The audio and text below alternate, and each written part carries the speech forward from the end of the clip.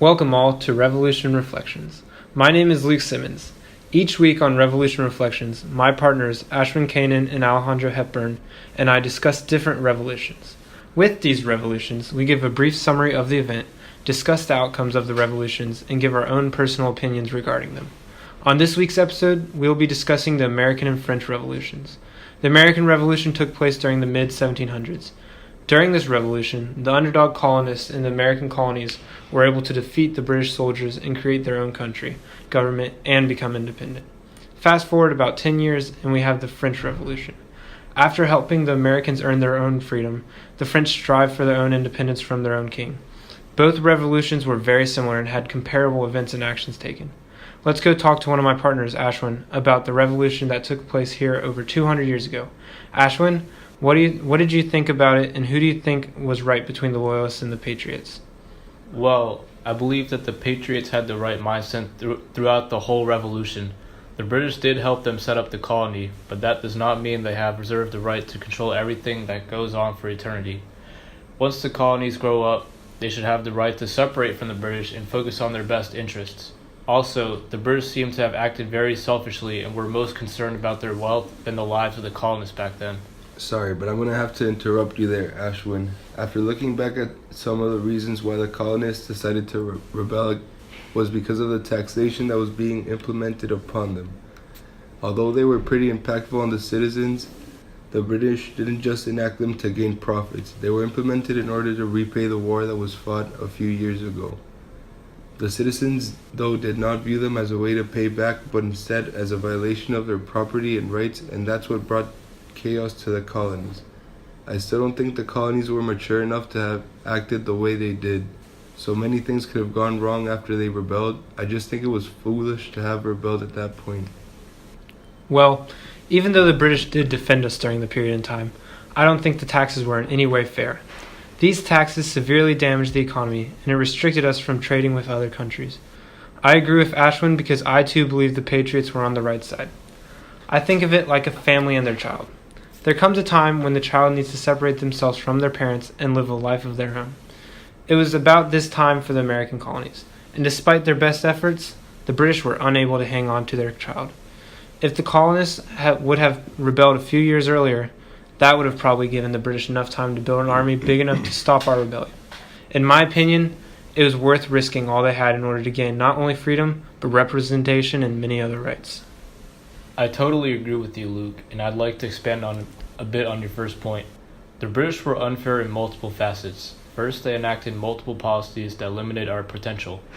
One of those was the Navigation Acts, which limited the scope of American trade and imposed mercantilism, which is using nations to increase the wealth of the mother country. They enacted many taxes, and it seemed like the sole purpose of them was to make the mother country richer. They also placed a standing army, which was similar to the French tyranny, where the citizens' liberties were almost non-existent. I feel like it was the colonies' right to separate from the British. They had no representation in the British government which controlled them, and they were treated downright poorly. The country's freedom and establishment of a new government that represented America's best interests, and not Britain's, were warranted. Those are some good points. It is very important to look at all the intolerable acts that were placed on the city of Boston. These acts took away the rights and the colonists rightfully deserved. Well, I guess you guys do have a point. The British were heavily taxing them during these times, but they did serve a purpose. They weren't just violating our rights. The problem, in my opinion, was, as Ashwin said, the lack of representation we had during those times. The colonists' voices were not being heard, and that led to deep resentment towards the British government. But in my opinion, they could have solved this in other ways. The colonies took a big risk during the rebellion because there wasn't a plan after obtaining independence, but in the end they managed to transform it into what is now the United States of America. It was great talking about the American Revolution, but let's shift a bit east for our next topic. Let's now move on to the French Revolution. It seems like the French Revolution was started by the country's involvement with the American Revolution. Yeah, the overspending of the French, King Louis XVI in particular, probably played a large role in the start of the French Revolution. The economy also was not good though. Roughly 20 years of subpar harvest coupled with constant droughts devastated the French, and in particular the farmers, who were heavily taxed back then. The government was not able to fund the troops and provide incomes to other law enforcement and government workers, which would have been chaotic with all the mobs going about. Additionally, they were unable to pay back loans to the banks due to the lack of funds, which decreased the profitability of banks and discouraged the use of them. This is what forced them to go after the church land and seize it despite it going against the property rights described in French law. They were suffering that much, and the desperation really showed. Times were tough, and the government could have easily disintegrated had they not taken the church land as a source of income. If you were the king, would you have taken the same route, Alejandro? Would you compromise the rights of your citizens to benefit your government?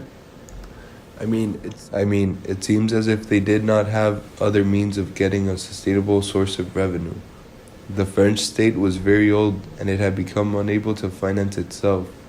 At the time, the church property provided a whole lot of money, and that's what led them to abuse their power.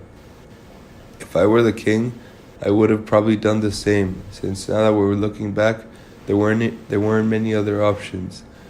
The king had to choose between taking their land to benefit the country or let the country be and not have a functioning government that could provide for the people. Although this led to much distrust between the people, it was the king's only option. I agree with you. The king had a very tough choice to make, and either choice was going to upset some part of the nation. Ultimately, I believe he made the right choice. He made a decision for the majority of the nation and was not focused on just the greedy church property owners. He followed Rousseau's principle of making the right choice for the common good, and if the citizens look back in retrospect, they would agree that the king made the decision in the best interest for them.